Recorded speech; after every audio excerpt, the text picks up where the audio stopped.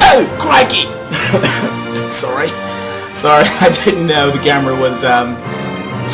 Hi, how are you? Jim Stroud here, and I am so excited about my trip to London next year. I wanted to be here sooner.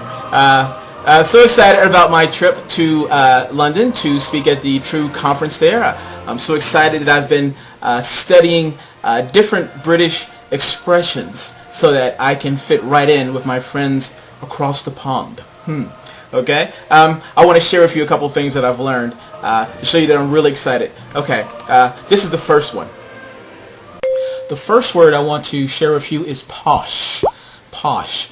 That's a slang term for a very high-class establishment, such as Buckingham Palace here. Buckingham Palace here is quite posh. So, posh. Good word. Another word that I learned is not necessarily a good word. It's called redundancy. And if someone has suffered a redundancy, then that means that they were laid off or they were sacked, which I think has a more of a negative connotation because that means that you were fired from your job. If someone says, I was sacked, then chances are they meant that they were fired and not just laid off. So redundancy for being laid off and sacked for being fired. Not good things. Another word I learned is Jami.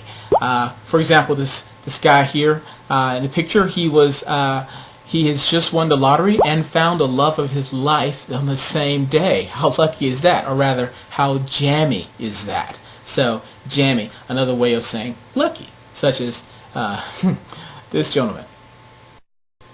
You know, I want to take a couple seconds now to also thank a good friend of mine who's in the armed forces serving this great nation, the United States of America, overseas, and he spent a lot of time over in the UK, and he learned a lot of different expressions. So I told him that I was coming to join you guys across the pond in the UK at the True conference, and I'm going to get tired of saying that in a minute.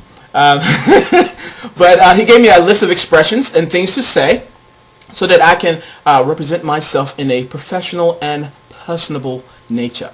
So here's a list of things that I'm looking for the right opportunity to use these expressions. He says here, and I got a list here on my computer screen. He says here, okay, if a female colleague approaches me with hands outstretched, hello, Mr. Stroud, so good to meet you. I heard so much about you. I am to take her hand, shake it firmly, look her directly in the eye, and say, hey, who's your father? I don't know why I'm supposed to wink or say it quite like that, but my friend said that's what I'm supposed to do. Take her hand, shake it, and go, how's your father? I don't get it, but he said that's to convey professionalism. Okay, whatever.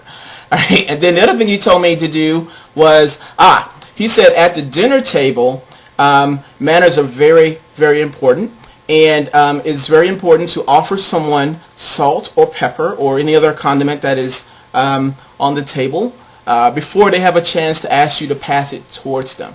So to do that, you should, let's see here, let's pretend that this cup is some salt or pepper on the table.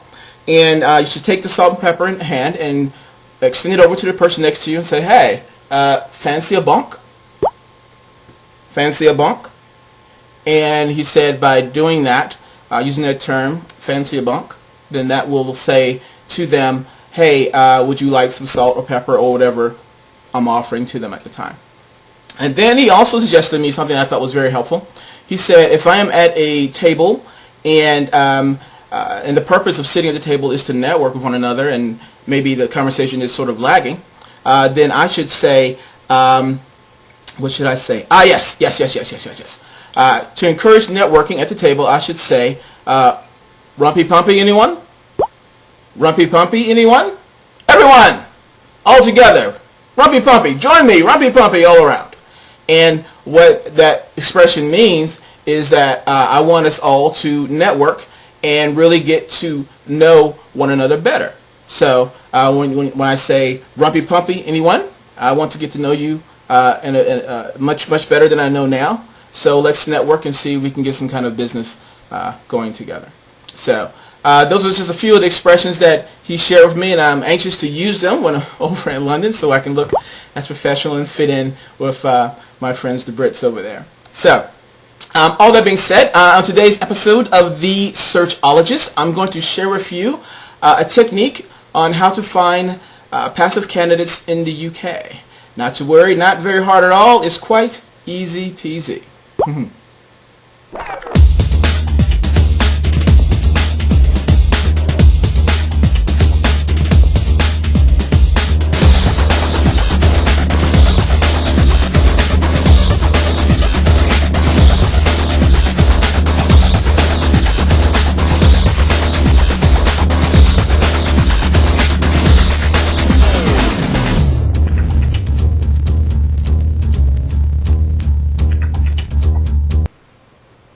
Okay guys, what we're going to do here is I'm going to find programmers that are located inside the UK. This is how I do that.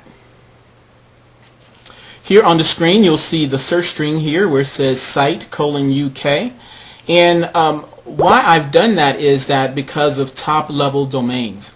Now you may notice, no doubt, that a lot of websites end in .com or .net, .org, or in .co.uk. So by doing a site search, I'm asking Google to only search those websites that end in UK, of course being in United Kingdom. I could easily have changed this to site:cn and search only those websites that are in China, for example. So just to make you aware of that. I'm asking Google here to look for the term CV in the title of a web document, or, which is what this pipe symbol stands for, or find web documents that have the term vitae inside the title of the documents. I'm also looking for the word programmer because I'm looking for programmer resumes, or programmer CVs rather. And I also have stop words -apply and -jobs. And I've added -apply and -jobs because I don't want job descriptions to appear in the search results so much. Okay? So that is the reason behind that search string. So let's give it a search and we'll see what Google returns to us. And as Google does this thing very quickly, we see that the results are, let's sort of scroll through here, and we're seeing different resumes, excuse me, CVs. I'm so used to saying resumes, but CVs of different developers, people who have programmer or programming rather in their resumes. I see here that there are about 1,560 results. Now let's say we want to refine this search a bit more than just all of the United Kingdom. Let's type in a city. Let's say Manchester. And we'll type Manchester in there. Let's hit search. And now we're going to refine these results even further by finding programmers in Manchester. We see here that we have 369 results.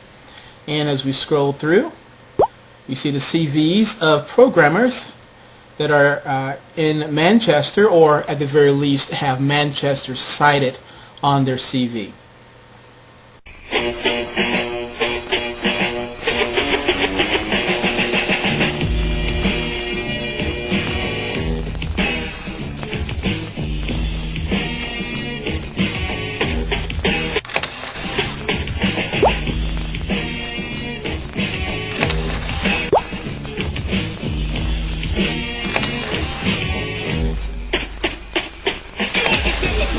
It is now. This is my award. Me and my award are going to get in the room in a few minutes, but before we do, it's me and the award. Me and the award are going to get in the room. Let's make sure that's slang. And I'm here with Timothy Harper from Career Magazine, and I want you guys to know, the few of you who do not know about Career Magazine, I want you to hear about it from the person, the founder herself, Timothy Harper. So what can they expect from Career Magazine? They can expect career application and career advice from human resource professionals. I love the journalism, but to me, your career is an extension of life, and so this magazine is written by human resource professionals. If you want to get in from the people who work in the trenches and behind the desk, you need to be subscribing to Career Magazine. Young People Career Magazine, the address is on the screen. Check it out. Go there now.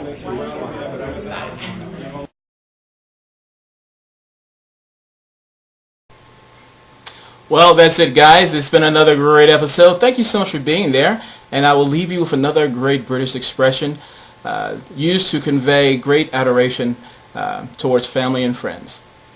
Shag you later.